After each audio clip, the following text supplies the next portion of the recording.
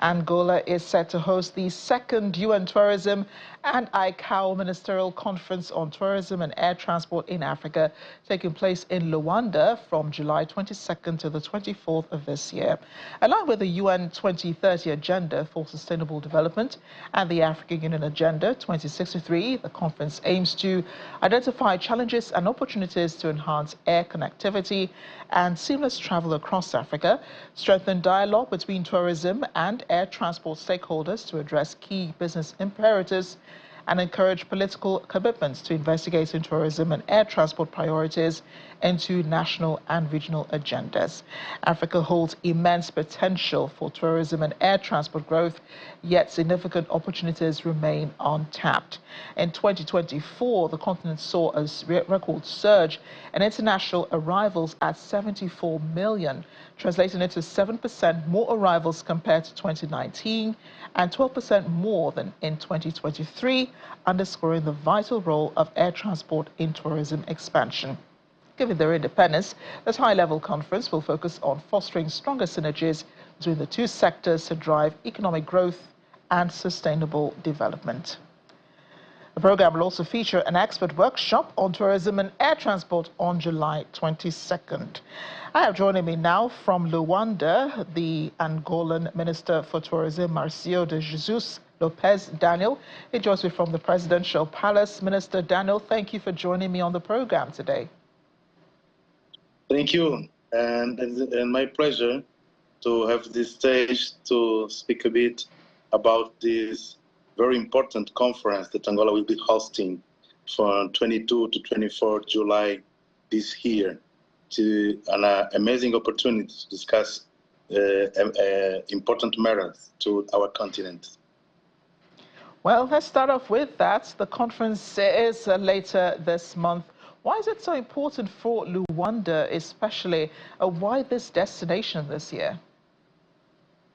Yeah, I will say that for emphasize the importance of this meeting is that if we now speak with a young African boy or young African girl, they simply don't understand why comparing to other continents like Europe or Latin America, another young boy, another young girl can travel inside the continent without any necessity of showing up visa papers or making connectivity that don't go directly to one point to another.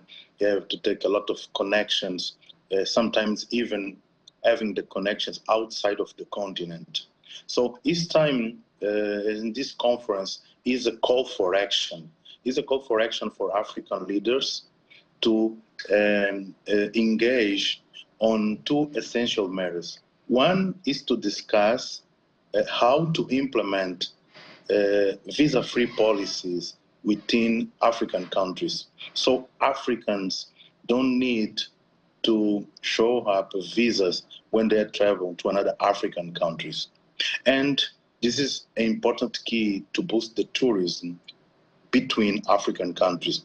But we cannot speak about tourism without air connectivity.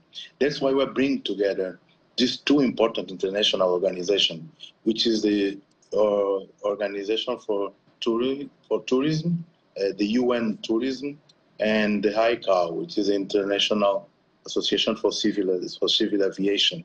We are bringing these two organizations, the experts, the head companies, the tourism companies.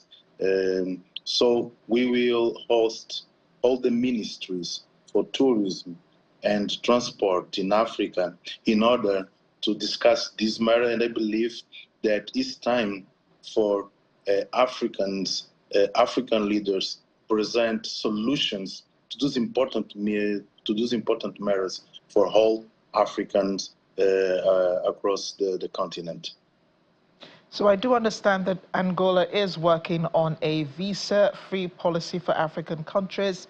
That is important, of course, for tourism. If you're asking people to come in and you boast of so much lovely beaches, a vibrant nightlife, things that you normally see in countries that, you want people to come to. These are, selling points for most African countries, so that people come to relax, come to really see the country as a tourism destination.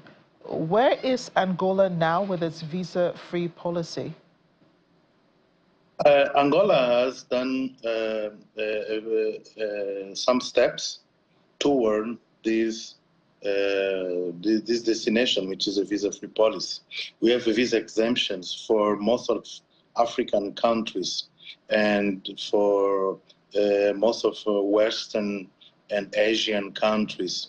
We are discussing internally in order to achieve this particular goal, which is the visa exemptions in order to boost tourism.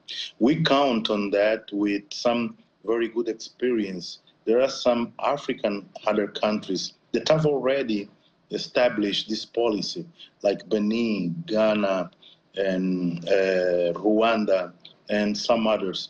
We want this conference, this summit, to be the place where they showcase how they have been implemented, what are the constraints that they face, and how can they now say that have succeeded these constraints that initially was in the way to this policy being carried out. And another very interesting policy that we are leading is the open skies policy between African countries, which is one of the second matters that will be discussed in this summit. Angola is now the chair of the African Union. Our president, President Lourenço, is pro tempore president of African Union. So we believe that during his term, we are committed to engage with other African countries, not just Angola by himself, not just the other African countries that have done this policy, but discussing we all together what are the constraints that still keeping us for achieve this goal, which is the Africa visa exemptions for all African countries for travels between the African countries, and the constraints in terms of air connectivity, mostly the open skies policy. That's why we believe that this is so important. What I would like also to emphasize is that Africa is the continent with the most growth population in the world. The future of the world definitely goes through Africa in terms of population growth. So this size of the population growth demands the job creation. So we believe that the tourism is the economic segment that can help us out with in terms of job creation. So the constraints that is on the way for boost tourism within African countries must be put away with these kind of discussions between the leaders, between the private sectors, between the representatives of the unions and the labor force, so they can come together and achieve what other continents have already achieved, and we will not stay in the last of this match. Minister Daniel, participants at the conference will also get an opportunity to see Angola. We've seen the promotional video while you were speaking, answering my first question. What exactly do you want to show people? I mean, you're going to be the first port of call if you're inviting people to Africa and you're saying that Angola is ready. What are the opportunities that exist? Yeah, let's say particularly speaking about Angola, which is an amazing destination. Angola is a country with a lot of attractions in terms of tourism. We have 1,605 kilometers of coast with very untouched beaches. So we have a desert. We have a particular area which is unique in the world, where the desert like hugs the sea and makes an amazing destination. We also have the second biggest the waterfalls in Africa, just after the Vic Falls in Zambia and Zimbabwe, which is Kalandula Falls. And also Angola belongs to this transfrontier conservation area, which is the process, the Casa project, that we share the same wildlife and same nature as Zambia, Zimbabwe, Botswana, and Namibia. So we have a lot of things to show, and of course, most important, the vibration of our people, the hospitality of our people, of our gastronomy, and our nightlife, our dancing, our music, that makes Angola an amazing destination. And it will be a very delightful experience to those who will be visiting us during the conference. We have been preparing a very ambitious social program to attend the meeting and also have an opportunity to visit the country, to visit our experience and how beautiful our country is, and how open to the world and for investment and for visit of the people. So we are very exciting to host this all the participants to the conference.